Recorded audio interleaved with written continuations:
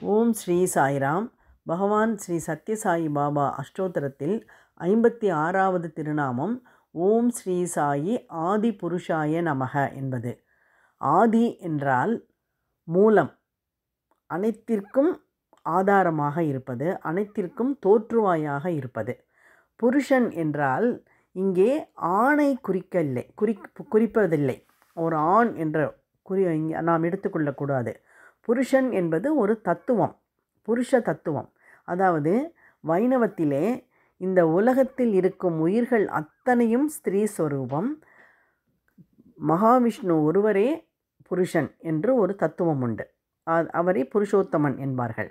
அதே போல சைவத்தில் எடுத்துக்கொண்டால் இந்த உலக உயிர்கள் அத்தனையும் பசுக்கள், பசு.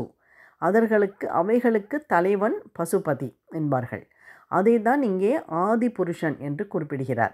இந்த உலகம் அனைத்திற்கும் மூலமாக, தோற்றுவாயாக இருக்கக்கூடிய பகவானை வணங்குகிறேன் என்று பொருள்.